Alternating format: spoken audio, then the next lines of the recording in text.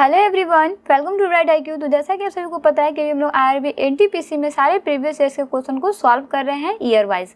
आज की वीडियो में लोग 2019 के पार्ट 2 के क्वेश्चन को सॉल्व करने वाले हैं।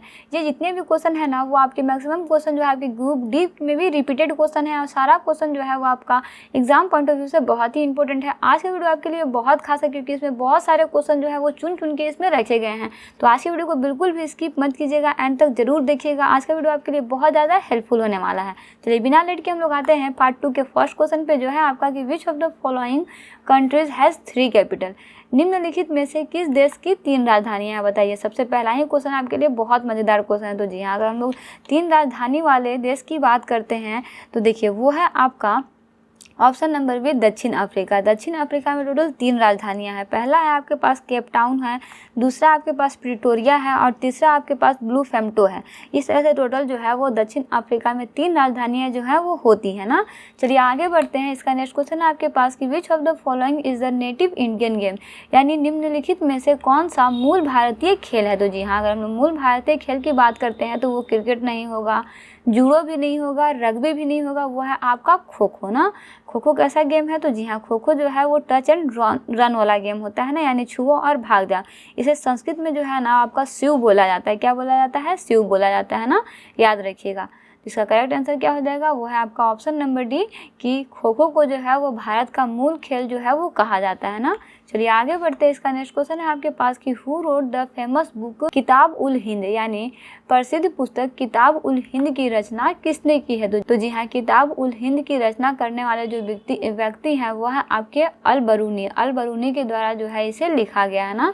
चलिए आगे बढ़ते हैं। इसका नेक्स्ट क्वेश्चन है आपके पास कि who is known as the father of gymnastic, यानी जिम्नास्टिक के पिता के रूप में किसे जाना जाता है। तो जी हाँ, इसमें आप याद रखिएगा कि जिम्नास्टिक के पिता के रूप में जिसे जाना जाता है वह है आपके फ्रेडरिक लुडविग जॉन। अब वो आपका जिम्नास्टिक का पिता कहा जाता है ना। चलिए आगे बढ़ते हैं। इसका नेक्स्ट क्वेश्चन है आपके पास the playing area of handball game is called, यानी हैंडबॉल खेल के खेल क्षेत्र को डैश कहा जाता है। बताइए क्या कहा जाता है। तो जी हाँ, इसमें आप याद रखिएगा कि इसके खेल क्षेत्र को जो है ना वो आपका बेसिकली कोर्ट बोला जाता है। क्या बोलते हैं? कोर्ट बोला जाता है, याद रखिएगा ना। वहीं एथलेटिक्स खेल के क्षेत्र को क्या बोलते हैं? ट्रैक बोलते हैं। क्रिकेट खेल के क्षेत्र को पिच बोला जाता है। बैडमिंटन खेल के क्षेत्र को कोर्ट बोला जाता है और बॉक्सिंग खेल के क्षेत्र को जो है वो आपका रिंग बोला जाता है। पहनाने वाला रिंग नहीं, वो रिंग बोला जाता है, खेलने वाला रिंग है ना।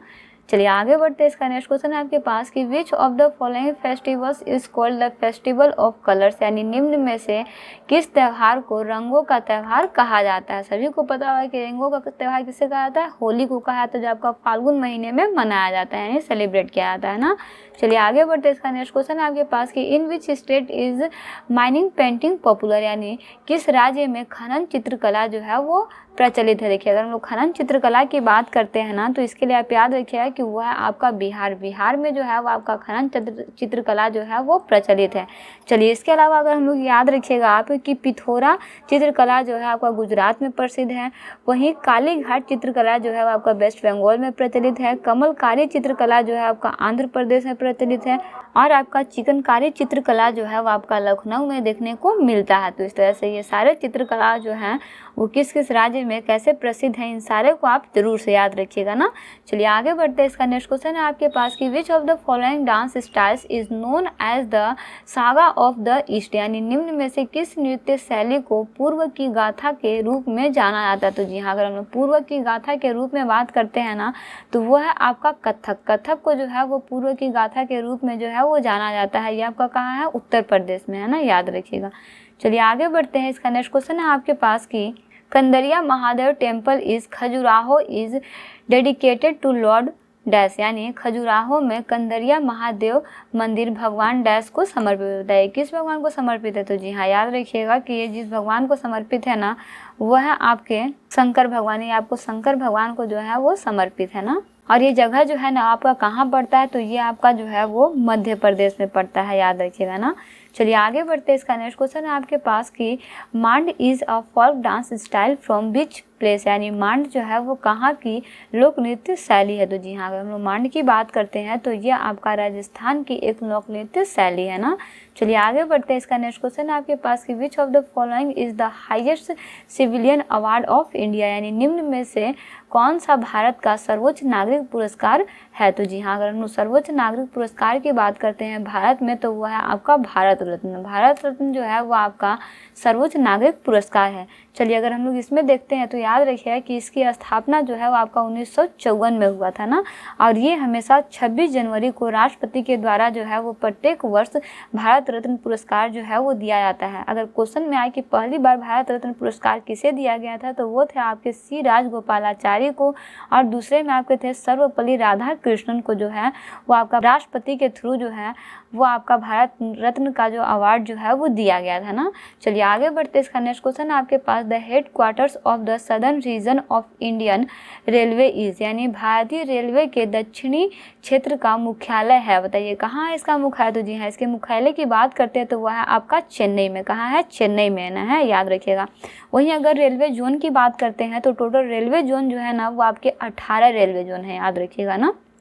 चलिए आगे बढ़ते हैं। इसका नेक्स्ट क्वेश्चन है आपके पास कि what is the capital of Bolivia, यानी बोलीविया की राजधानी जो है वो कौन सी है? तो जी हाँ, अगर हम लोग बोलीविया की राजधानी की बात करते हैं तो वह है आपका सुक्रे।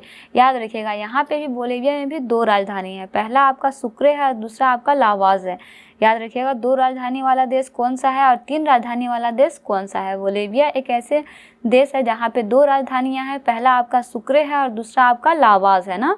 चलिए आगे बढ़ते हैं। इसका नेक्स्ट क्वेश्चन है आपके पास कि where is the status of lord Gomateshwar, यानी भगवान गोमतेश्वर की मूर्ति कहाँ पर है? तो जी हाँ, अगर हम लोग भगवान गोमतेश्वर की मूर्ति की बात करते हैं तो इनका मूर्ति जो है ना वो आपका माउंट आबू में है। कहाँ है? माउंट आबू में है। वहीं भगवान गोमतेश्वर का संबंध जो है ना वो आपका जैन धर्म से है, और ये आपका जगह जो है वो कहाँ पड़ता है? तो वो आपका कर्नाटक राज्य में पड़ता है। याद रखिएगा कहाँ पड़ता है? तो वह आपका कर्नाटक राज्य में पड़ता है ना।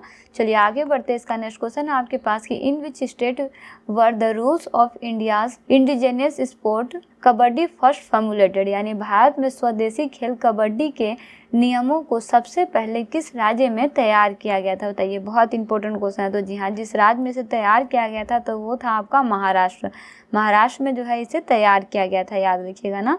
इसे ओलंपिक में जो है ना वो कब जोड़ा गया था? कभी क्वेश्चन में आया कि कबड्डी खेल को ओलंपिक खेल में कब जोड़ा गया था, तो वो समय था आपका 1936 को। 1936 में जो है इसे ओलंपिक खेल के अंदर जोड़ा गया था, किसे? कबड्डी को ना। चलिए आगे बढ़ते हैं। अच्छा, एक चीज़ इसमें याद रखिए, कबड्डी में टोटल कितने खिलाड़ी होते हैं? तो कबड्डी में वैसे होते तो टोटल 12 खिलाड़ी हैं, लेकिन इसमें से सिर्फ 7 खिलाड़ी जो है ना वही खेलते हैं, बाकी के 5 खिलाड़ी जो है ना वो आपके रेस्ट रहते हैं। अगर कोई मरता है तो उसमें आपका उस खिलाड़ी को ऐड किया जाता है ना। इस तरह से टोटल खिलाड़ी जो है वो 12 होते हैं, लेकिन इनफील्ड जो है वो आपके 7 ही होते हैं ना। चलिए आगे बढ़ते हैं। इसका नेक्स्ट क्वेश्चन है आपके पास कि which of the following terms is not related to the game of cricket, यानी निम्नलिखित में से कौन सा शब्द जो है वो क्रिकेट से संबंधित नहीं है? तो जी हाँ, जो आपका क्रिकेट से संबंधित नहीं है वह है आपका स्टीपलेचेस। स्टीपलेचेस खेल जो है वो आपका क्रिकेट से संबंधित नहीं है। चलिए आगे बढ़ते हैं। इस पार्ट का लास्ट क्वेश्चन है आपके पास कि हु रोट द बुक जीवन स्मृति, यानी जीवन स्मृति पुस्तक किसने लिखी? बहुत इंपॉर्टेंट क्वेश्चन है आपका, ये लास्ट क्वेश्चन है ना। तो जी हाँ, अगर हम लोग इसकी बात करते हैं तो याद रखिए कि जीवन स्मृति पुस्तक के लेखक जो है वो आपके रविंद्रनाथ टैगोर हैं। कौन है? रविंद्रनाथ टैगोर के द्वारा जो है वो इसकी रचना करी गई है ना। बेसिकली इस तरह से आज की वीडियो में हम लोग टोटल 31 क्वेश्चन को सॉल्व कर चुके हैं। ये सारा क्वेश्चन जो है ना वो आपका IRB NTPC की एग्जाम पॉइंट ऑफ व्यू से बहुत ही इंपॉर्टेंट है। जैसा कि आप सभी को पता है कि अभी जस्ट ग्रुप डी का फॉर्म जो है वो आने वाला है दिसंबर में। जो है वो आपका लगभग कहा जा रहा है ऐसे कि 50,000 से ऊपर ही वैकेंसी आपका जो है वो ग्रुप डी में निकल करके आएंगे। तो ग्रुप डी के लिए भी आप रेडी रहिए, बहुत ही अच्छे वैकेंसी जो है इसमें इस बार देखने को मिलेगा। आप इसके लिए पूर्ण रूप से तैयारी में अभी से लग जाइए। जैसे ही आपका फॉर्म का डेट आएगा, एग्जाम का भी अनाउंसमेंट जो है वो जल्दी ही हो जाएगा, इसलिए अभी से तैयारी को अपना मजबूत कर दीजिए और सारे क्वेश्चन को कॉन्सेप्ट के अकॉर्डिंग स्टडी करते रहिए। साथ ही साथ अगर अभी तक आपने टेलीग्राम चैनल को ज्वाइन नहीं किया है तो लिंक डिस्क्रिप्शन बॉक्स में दिया हुआ है, वहाँ जाकर आप टेलीग्राम चैनल को जरूर से ज्वाइन कर लीजिए, क्योंकि वहाँ पे सारा का PDF जो है वो आपको हूबहू मिल जाएगा ना। तो चलिए मिलते हैं नेक्स्ट वीडियो में एक इंपॉर्टेंट पार्ट, एक इंपॉर्टेंट टॉपिक के साथ। Thanks for watching, like share subscribe pride IQ।